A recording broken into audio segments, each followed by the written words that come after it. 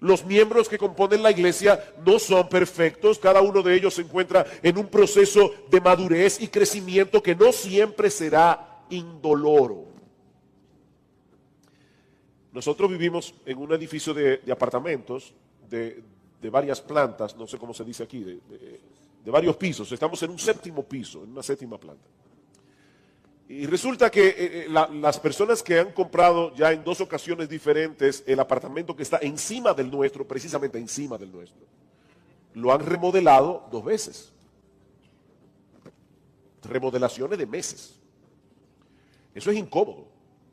Mire, tener una gente encima del techo de uno, boom, boom, boom, el día entero, eso es incómodo.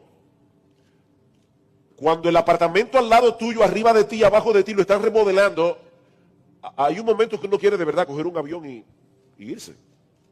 Pero déjame decirte algo, al hermano tuyo que está al lado de ti lo están remodelando.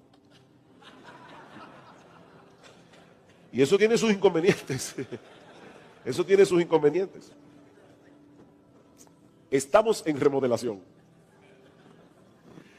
Y cuando los creyentes no están conscientes de esa realidad, en vez de beneficiarse de ser parte de una iglesia, muchas veces terminan encontrando en la iglesia muchos tropiezos innecesarios al haberse forjado expectativas irrealistas que fueron luego frustradas. ¿Cuál es la realidad de la iglesia de este lado de la eternidad? Mientras se encuentre militando en este mundo caído, ¿cuáles son las expectativas que nosotros deberíamos tener con respecto a la iglesia? No el ideal de lo que nosotros quisiéramos, sino de lo que la iglesia es. Bueno, ese es el tema que yo quisiera considerar con ustedes en esta noche. Y honestamente, déjenme adelantarles algo. Yo tengo un propósito esta noche. Yo quiero que usted salga hoy de aquí enamorado de la iglesia local. Ese es mi propósito. Si yo no logro eso, yo fracasé. Yo quiero enamorarte de la iglesia. La iglesia es la esposa de Cristo. Y yo creo que hay creyentes que aunque no lo dicen con la boca, la actitud que tienen es, Señor, contigo hasta el fin del mundo. Pero a la esposa tuya no la aguanto. Pero yo quiero que tú salgas esta noche de aquí con una idea diferente. La iglesia es algo glorioso, con todas sus imperfecciones, con todas sus debilidades, comenzando por los mismos pastores. Amén. Yo no sé, tal vez Carlos es perfecto, pero por lo menos de esta parte para acá. Bueno, perfecto no es, he equivocado como 10 veces con el nombre mío. Hermanos, ¿cuál es la realidad de la iglesia? Bueno, yo quiero mostrarle 3 aspectos de la realidad de la iglesia en este mundo caído, la realidad de la iglesia de este lado de la eternidad. En primer lugar, la realidad de su composición mixta. La realidad de su composición mixta. Idealmente hablando, las iglesias locales deberían estar compuestas únicamente por creyentes, por personas que han sido transformadas por el poder de Dios, que han experimentado un nuevo nacimiento. Esa es una de las diferencias fundamentales entre el pueblo de Dios del antiguo pacto y el pueblo de Dios en el nuevo pacto. En el Antiguo Testamento, todos los israelitas circuncidados pertenecían al pueblo de Dios, independientemente de la condición de su corazón. No todos eran salvos, obviamente. Sin embargo, todos disfrutaban de los privilegios, de los beneficios de ser parte del pacto, de ser parte de la nación con la que Dios había hecho un pacto. Pero en el libro de Jeremías, Dios anuncia la llegada de un nuevo pacto, muy diferente del anterior. Dice Jeremías, he aquí que vienen días, dice Jehová, en los cuales haré nuevo pacto con la casa de Israel y con la casa de Judá. Y Dios dice claramente, este nuevo pacto va a ser diferente del anterior, porque en este pacto que Dios va a hacer, en el que estamos ahora nosotros envueltos, dice, yo daré mi ley en su mente, la escribiré en su corazón. Todas las personas que pertenecen al nuevo pacto han sido regeneradas, tienen la ley escrita en el corazón, de manera que ya no enseñará más ninguno a su prójimo ni ninguno a su hermano diciendo conoce a Jehová, porque todos me conocerán, desde el más pequeño de ellos hasta el más grande, dice el Señor, porque perdonaré la maldad de ellos y no me acordaré más de su pecado. Todos los que realmente componen La comunidad de Dios en el nuevo pacto son personas perdonadas, son personas regeneradas, son personas que conocen al Señor. Así que idealmente hablando, todos los miembros de la iglesia que son miembros del nuevo pacto deberían ser cristianos. En 1 Corintios, Pablo le escribe diciendo: Pablo, llamado a ser apóstol por la voluntad de Dios, y el hermano Sóstenes, a la iglesia de Dios que está en Corinto, a los santificados en Cristo Jesús, llamados a ser santos con todos los que en cualquier lugar invocan el nombre de nuestro Señor Jesucristo. Así es como Pablo describe la iglesia de Corinto. Es obvio que Pablo tenía en mente a un grupo de creyentes. Es por eso, hermanos, que en nuestra iglesia, cuando alguien quiere ser miembro, los pastores los entrevistamos y tratamos de verificar que ciertamente hay evidencia en la persona de que entendió el evangelio, de que hay frutos de conversión, frutos de salvación en su vida, y luego que los pastores ya entrevistamos a la persona, lo traemos delante de toda la iglesia, porque es la iglesia la que recibe a los miembros, y les damos una oportunidad a los hermanos, por lo menos de un mes, para saber si alguien en la iglesia tiene alguna objeción con respecto a que esta persona sea bautizada y recibida como miembro de la iglesia. Nosotros no queremos que sean creyentes maduros los que entran a la iglesia, pero que sean creyentes. Obviamente no pueden ser creyentes maduros porque se acaban de convertir. El Señor dice claramente: id y haced discípulos a todas las naciones, bautizándolos y enseñándoles. No es al revés, bautizándolos y enseñándoles, pero sí que manifiesten los frutos de un verdadero arrepentimiento y de fe en el Señor. Sin embargo, hermanos, por más cuidadosos que seamos los pastores, ninguna iglesia del mundo puede garantizar que un inconverso no va a entrar en la membresía. Eso es imposible. Nuestro juicio es falible. Nuestro conocimiento es limitado. Nosotros podemos evaluar los frutos externos de una persona, pero no podemos ver el corazón. Es por eso que en el proceso de la disciplina eclesiástica, Cristo mismo establece la posibilidad de excluir de la membresía a algunos que habían sido previamente incluidos, y Cristo mismo dice: ténganlos por gentil y publicano. Aún durante la época apostólica, inconversos se colaron en la vida de la iglesia. Simón el mago fue bautizado por el apóstol Pedro, y algunos inconversos llegaron al liderazgo. Hermanos, yo le doy gracias al Señor de que el apóstol Pablo fue inspirado por el Espíritu Santo a escribir en una de sus cartas: os saluda Demas, mi colaborador. Y en otra carta tuvo que escribir: Demas me ha desamparado amando este mundo. Y uno se pregunta: Pablo, un hombre con tanto discernimiento, ¿no pudo darse cuenta que Demas era un falso? Cuando se reunían Timoteo, Tito, Epafrodito, Pablo y Demas a orar, ¿no era evidente que las oraciones de Demas eran huecas? No. A Pablo se le pasó. Y lo que es todavía más extraño, Pablo recibía revelaciones directas del Señor. ¿Por qué Dios, el Señor Jesucristo, no le dijo a Pablo: Pablo, cuídate de Demas, es un falso? Cristo dejó que Demas llegara al equipo pastoral de Pablo. Y el Espíritu Santo quiso que eso quedara registrado en el Nuevo Testamento, para que la iglesia del Señor a lo largo de todos los siglos supiera que eso es posible. Es por eso que las cartas del Nuevo Testamento no asumen que todos los que pertenecen a la iglesia son creyentes.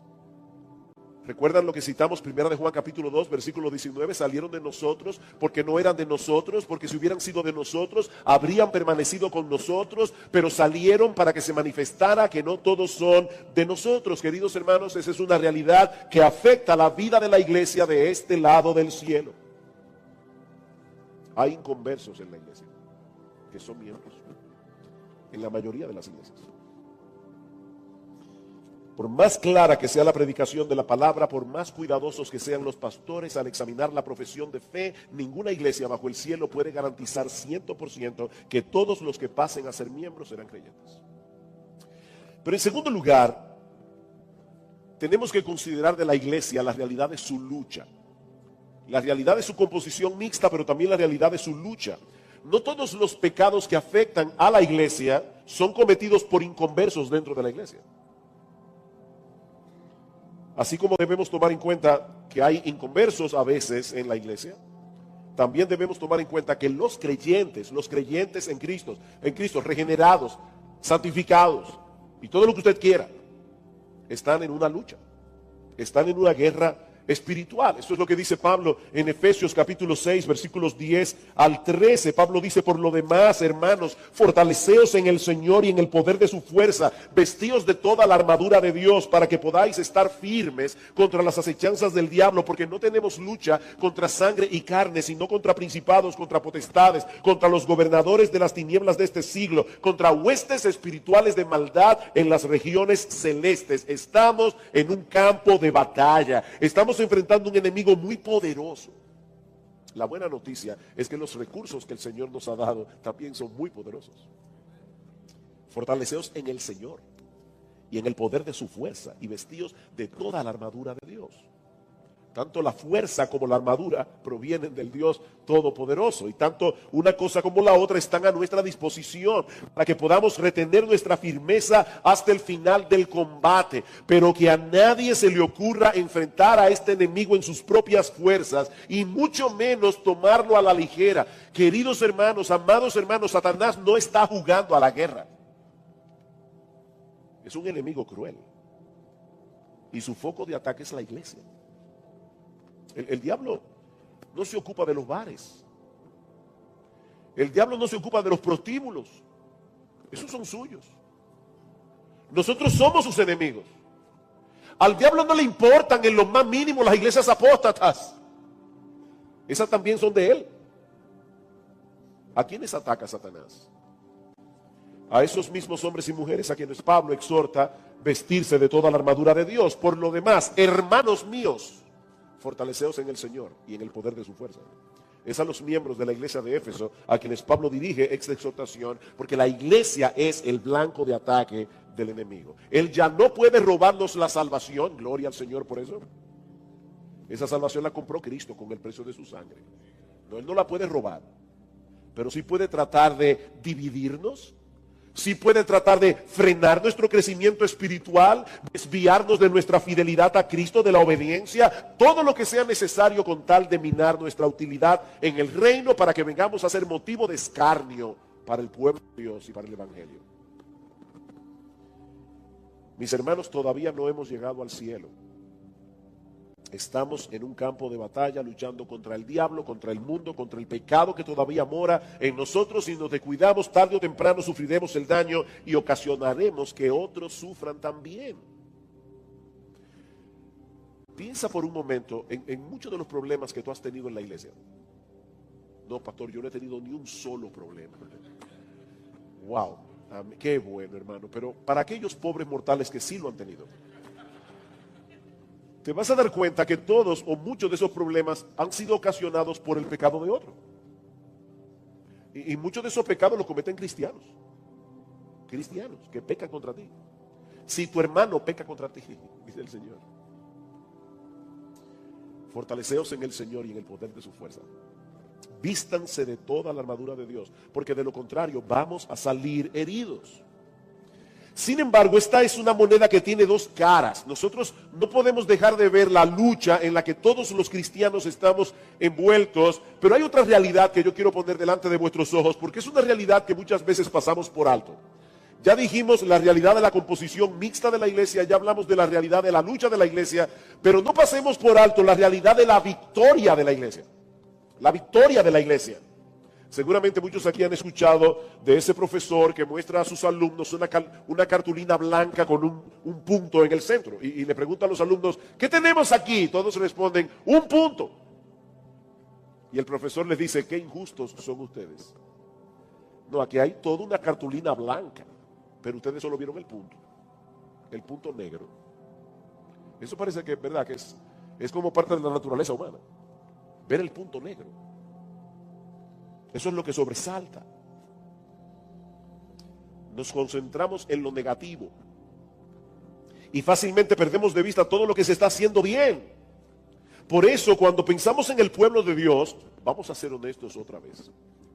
Cuando pensamos en el pueblo de Dios, muchas veces lo primero que suele venir a nuestras mentes es el punto negro en la cartulina. ¿Saben por qué? Porque el resto lo damos por sentado. Por ejemplo, todo creyente debería llegar temprano a la iglesia.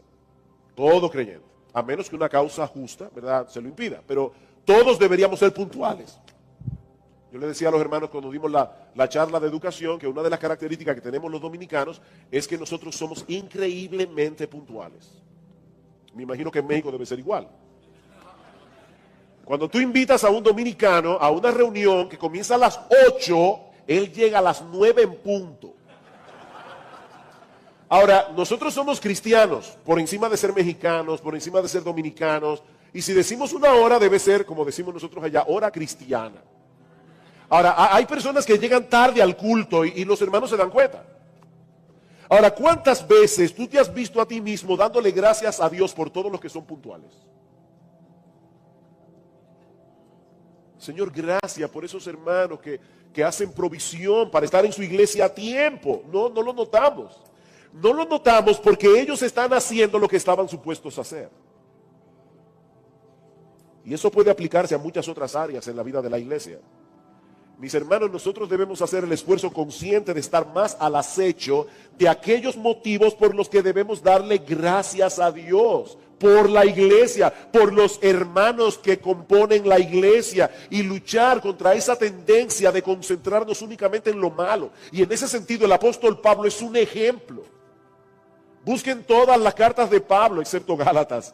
Pablo comienza sus cartas siempre diciendo, yo doy gracias a Dios por ustedes. Yo a veces me pregunto, si yo hubiera escrito la carta a los Corintios, yo hubiera comenzado diciendo, yo le doy gracias a Dios por la forma como Dios los ha bendecido con toda gracia a los Corintios.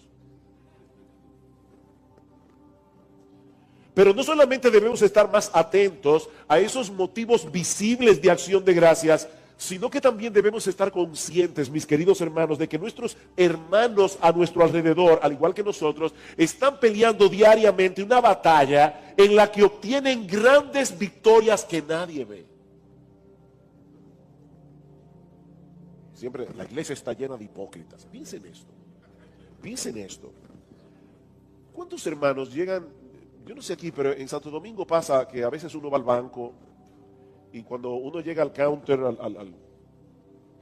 al cajero, bueno, sí, pero exacto, al cajero, ahí está una joven, muy bonita, bien mal vestida,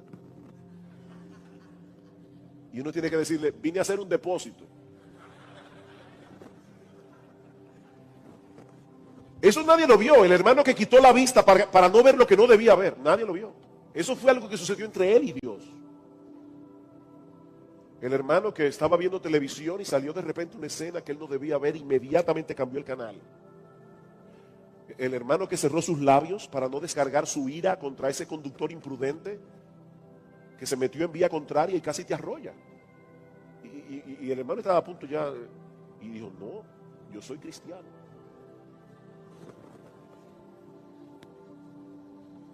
Aquel otro que se levantó de madrugada para tener comunión con el Señor, para orar por su iglesia, para orar por sus hermanos, por la obra de Dios en sentido general. Hermanos, esas cosas nadie las ve, excepto Dios. Yo quiero que ustedes piensen en todas las victorias que los hermanos de tu iglesia tienen cada día que tú ni te enteras.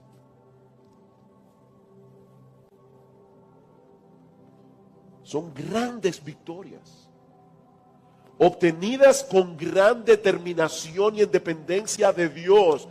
Mis hermanos queridos, el pecado suele hacer ruido. Y fácilmente podemos llevarnos la impresión de que todo se está cayendo en pedazos. Como Elías. Señor, solo yo he quedado. No, Elías, eso no es verdad. Eso no es verdad, Elías. Hay 7,000 que no han doblado sus rodillas delante de Baal, pero tú no lo sabías. Tú no lo sabías. La realidad de la obra que Dios está haciendo en medio nuestro, mi querido hermano, mi querida hermana, es mucho más amplia de lo que nuestros ojos ven. Sí, estamos en una lucha. Lamentablemente algunos han sido heridos y seguramente no serán los únicos. Pero mira a tu alrededor, mi hermano. Mira a tu alrededor. Porque hay muchos aquí aquí en esta iglesia en Juárez, que tienen años corriendo la carrera. ¿Cuántos años tiene esta iglesia? 35. Como 35 años. Hay personas aquí que seguramente tienen 30 años, 20 años, 15 años, 10 años.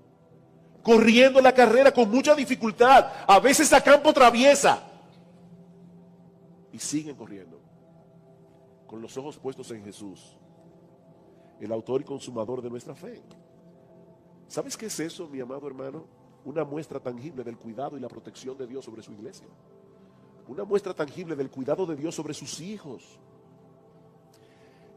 Y a la luz de esa realidad, ahora nos preguntamos, entonces, ¿cuál debería ser nuestra expectativa de la iglesia en este mundo caído? Tomando en cuenta la realidad de su composición mixta, tomando en cuenta la realidad de su lucha, tomando en cuenta la realidad de su victoria, ¿cuál es la expectativa? ¿Qué debemos esperar de la iglesia? Bueno, en primer lugar, hermanos, estas cosas nos enseñan que no debemos tener una expectativa romántica con respecto a la iglesia. Algunos llegan a la iglesia pensando que encontraron la sociedad perfecta. Por fin, aquí todos se aman.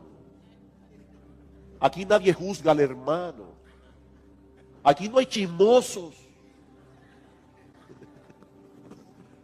Todos están deseosos de servir a los demás. Aquí no hay egoísmo, aquí no hay orgullo. Cuando llegues a un sitio así, pellízcate, estás dormido o estás muerto y no lo sabías, no te habías enterado, llegaste al cielo. Hermanos, eso no es real, como lo muestran claramente las cartas del Nuevo Testamento. Todos los principios que nosotros encontramos en el Nuevo Testamento para solución de conflictos dentro de la iglesia, asumen que van a haber conflictos dentro de la iglesia. Pensemos por un momento en el contexto de la iglesia. Todos estamos aquí lidiando con nuestro pecado, no lo olviden, estamos en remodelación. Sometidos a una amplia gama de tentaciones, en diferentes niveles de crecimiento espiritual, en diferentes condiciones espirituales. Hay hermanos que están encendidos en fuego, hay otros que están languideciendo a punto de morir en la misma iglesia. Provenimos todos de trasfondos culturales, trasfondos sociales, educacionales, económicos diferentes. Lo que tal vez para ti es una mala educación, para el hermano es la cosa más natural del mundo.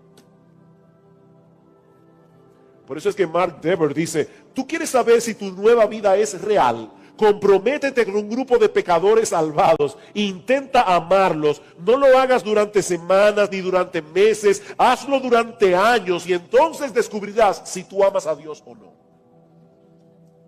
Haz la prueba.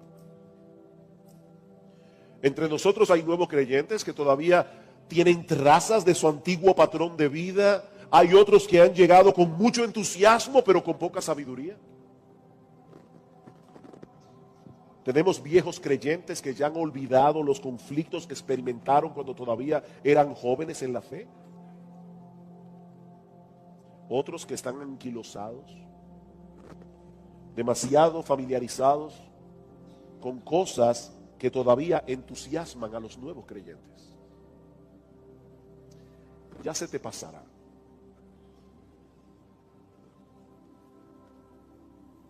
Tengo contra ti, le dice el Señor a la iglesia de Éfeso, que has perdido tu primer amor.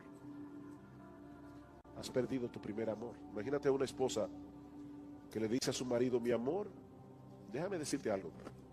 Mira, yo voy a seguir planchando tus camisas, yo voy a seguir haciéndote la lavandería, voy a hacerte la comida, voy a atenderte. Yo voy a hacer todo lo que una esposa modelo debe hacer. Ahora déjame decirte algo para que estemos claros. Yo estoy enamorada de otro hombre. El esposo no le va a decir, bueno, pero por lo menos vas a seguir haciendo todas las otras cosas.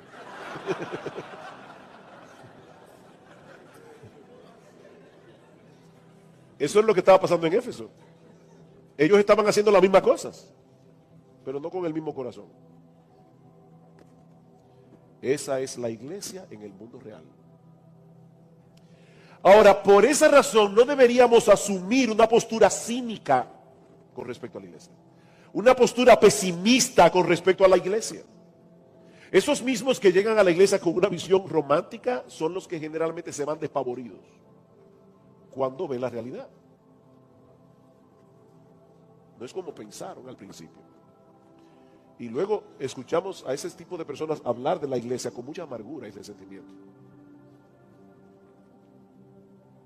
En los años que yo tengo siendo pastor y aún cuando tengo que viajar a otros lugares, las cosas que yo oigo de la gente hablando de la iglesia, es horrible.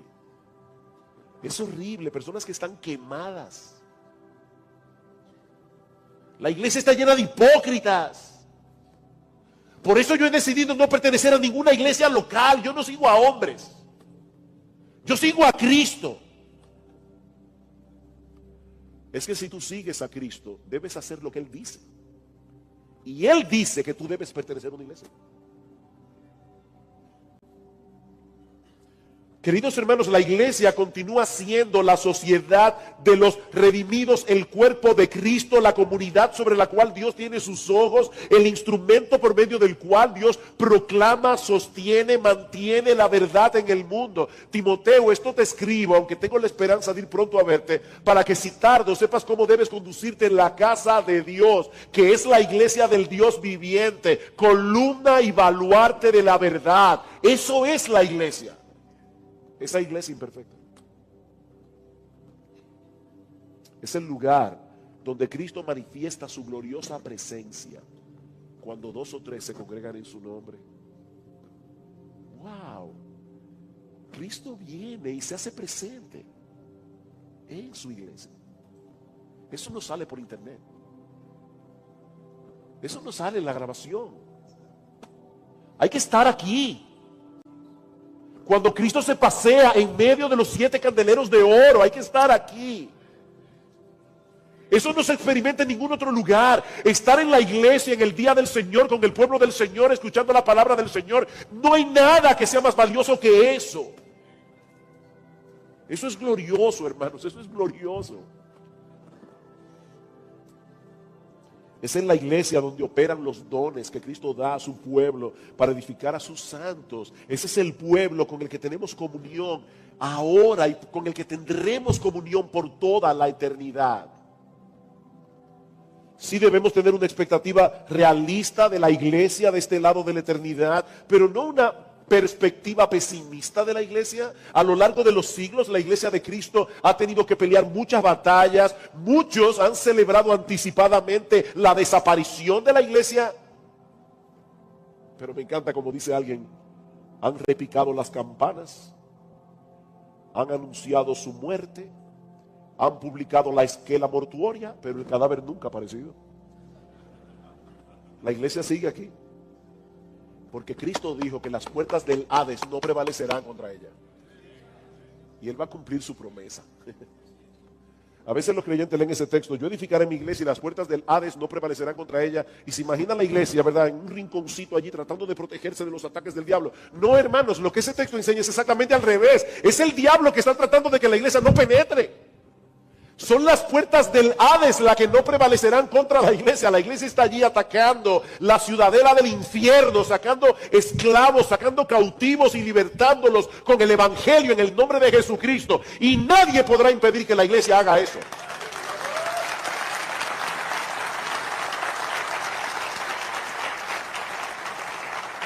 Es en ese contexto, hermanos, que nuestro Dios y Padre está obrando en nuestros corazones para conformarnos cada vez más a la imagen de nuestro Señor Jesucristo. ¿Alguna vez te has puesto a pensar que esos problemas que te desaniman de la iglesia son los que Dios está usando para transformarte? Ese es el cincel. Examinen cada aspecto del fruto del Espíritu que aparece en Gálatas 5:22. Y ustedes se van a dar cuenta que todos crecen únicamente en medio del problema. El fruto del Espíritu es amor. Ajá, ¿amor a quién?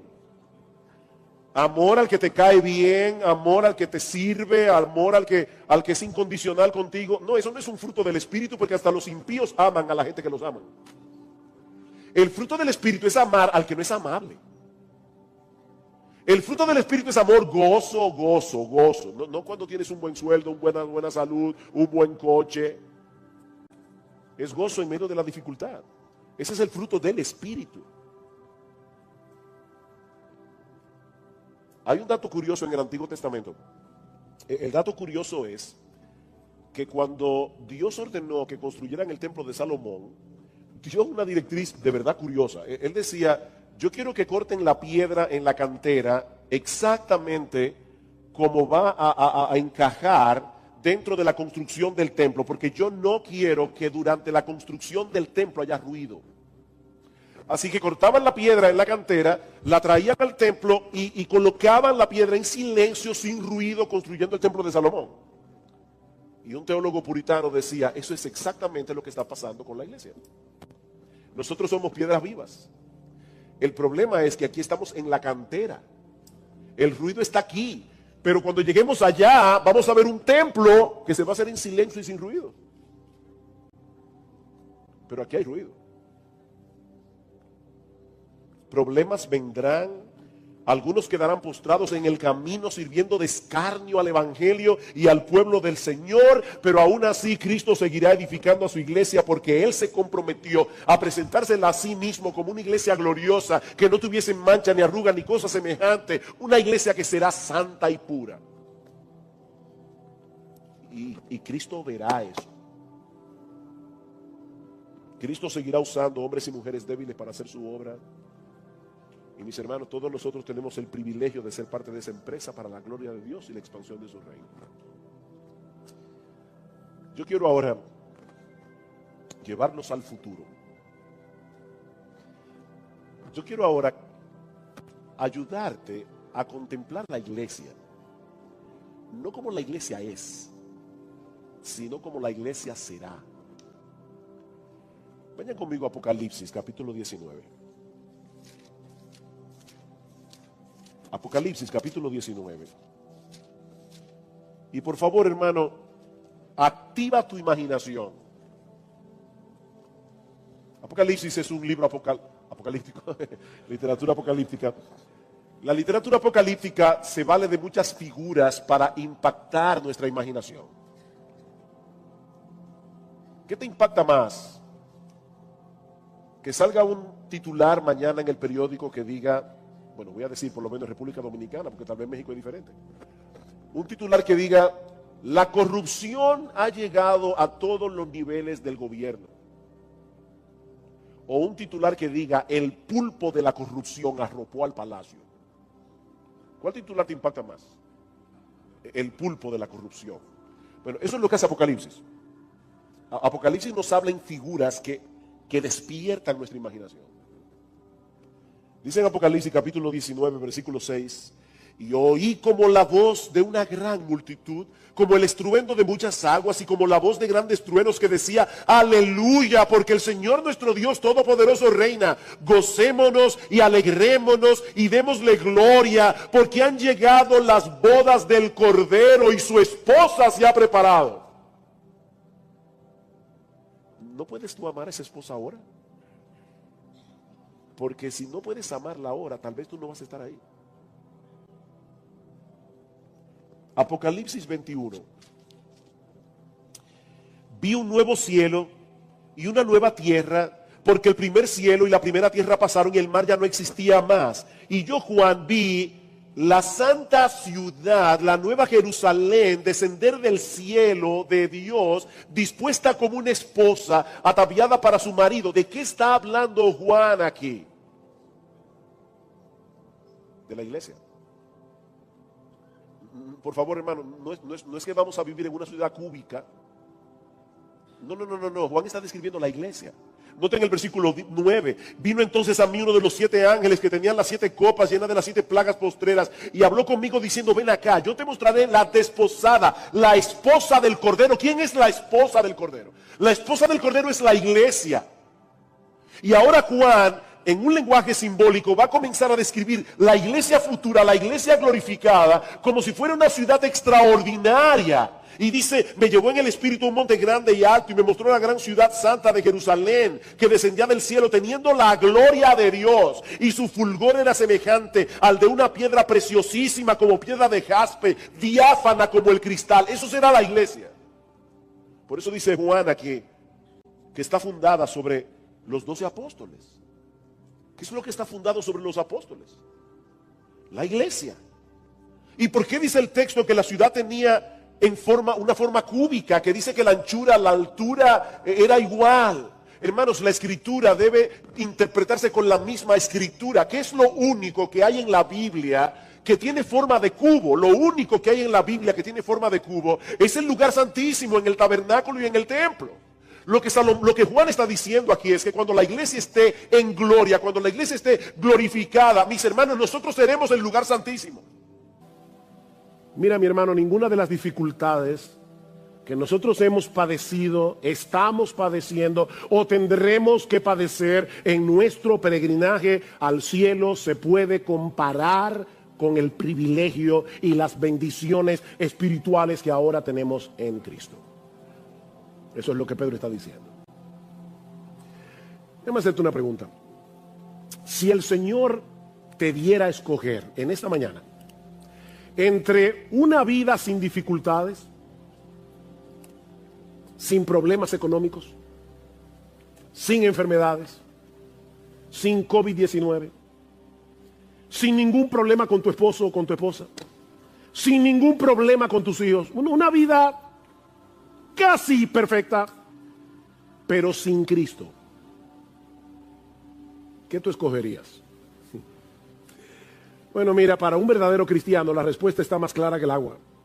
No, prefiero la enfermedad, el problema económico, problema con mi esposo, con mi esposa, con mis hijos. Prefiero padecer de COVID, prefiero estar entubado en una clínica, pero con Cristo mi Señor. Esa es la respuesta de cualquier creyente.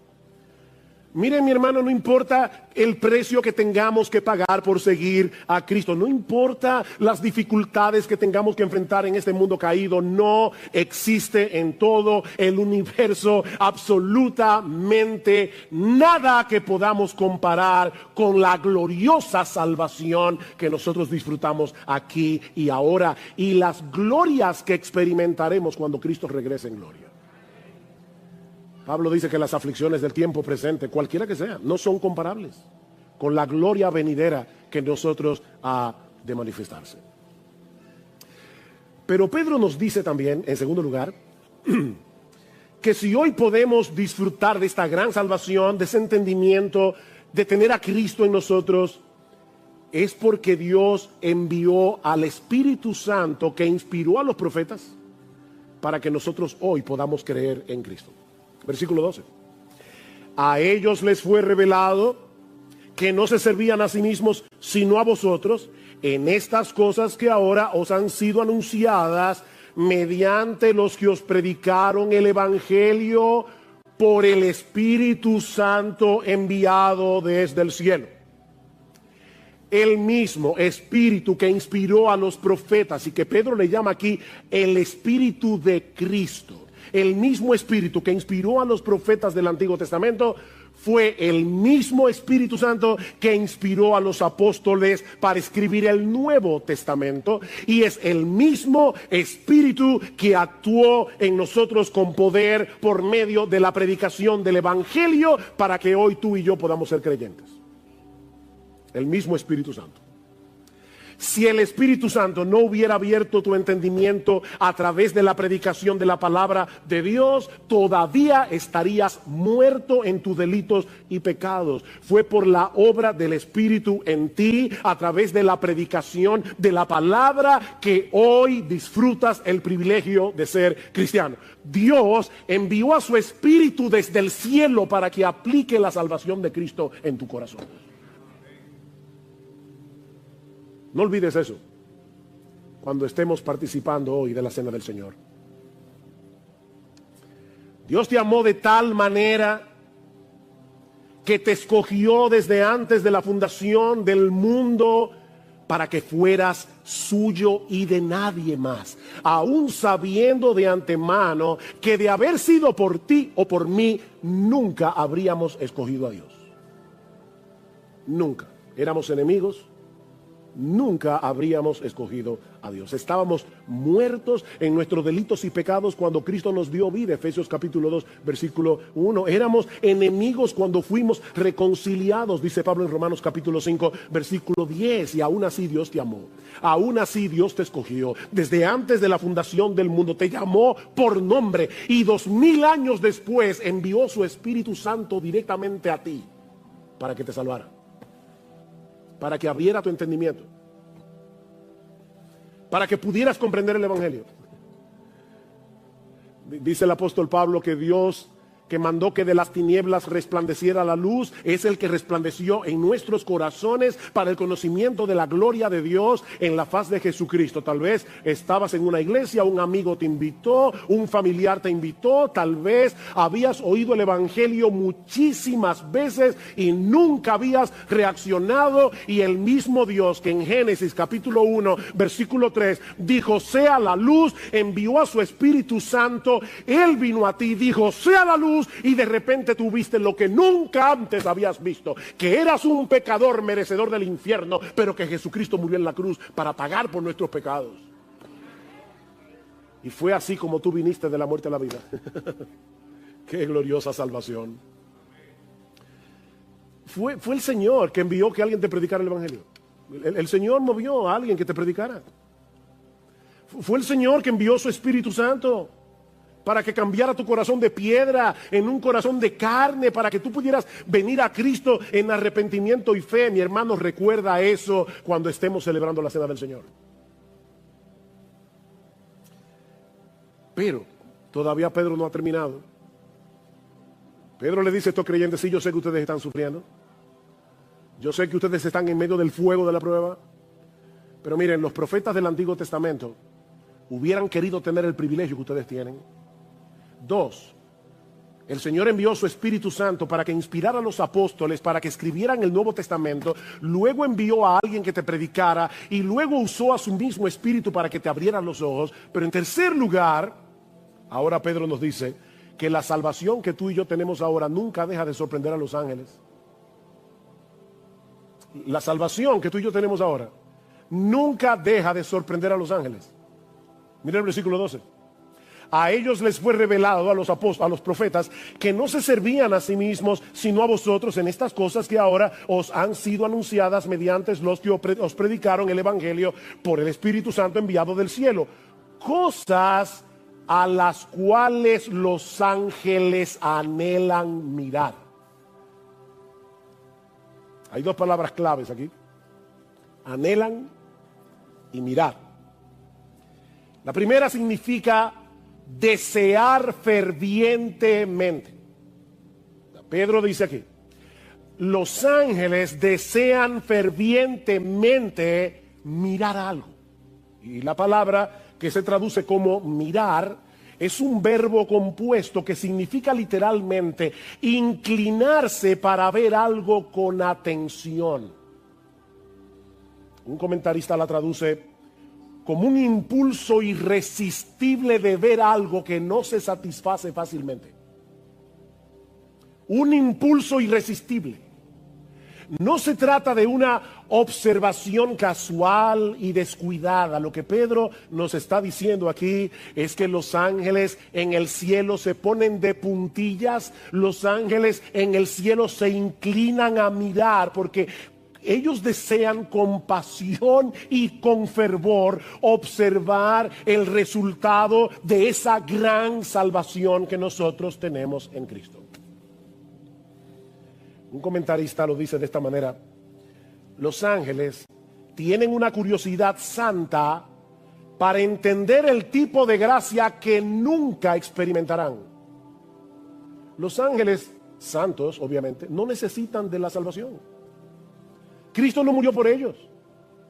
Cristo no vino por ellos. Así que ellos están asombrados por una salvación que no experimentan personalmente.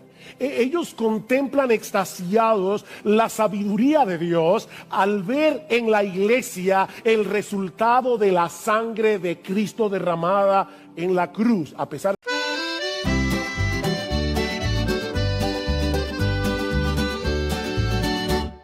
Lasciatemi scendere tu, un sole che scuria trairà. Mi dissi vieni con me stasera, una sera che pari a magia, una cantina che durava musto, lugori mio, gli incidetti tutto.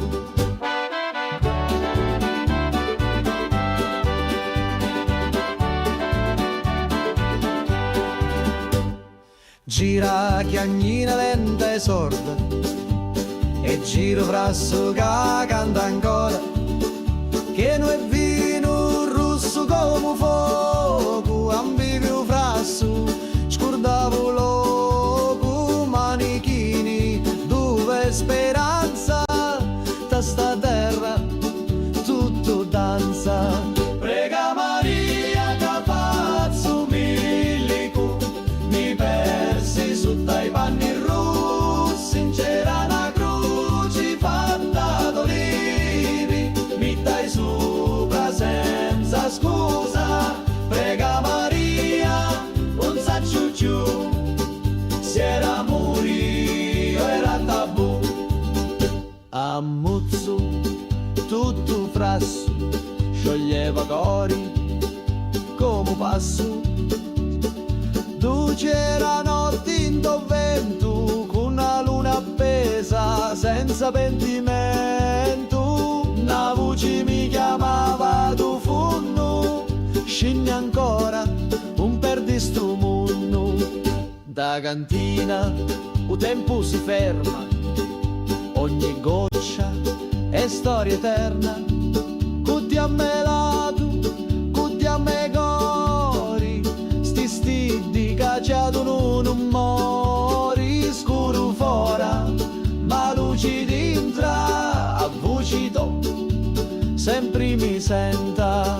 Prega Maria che faccio milico, mi persi su dai panni rossi, c'era una croce fatta d'olivi, mi dai sopra senza scusa. Prega Maria, un saccio giù, se era morio era tabù. Lasciati mi scigno me tu, ogni volta, ogni giornata, a ti attorno in ta cantina, con vino speranza e una picca rovina.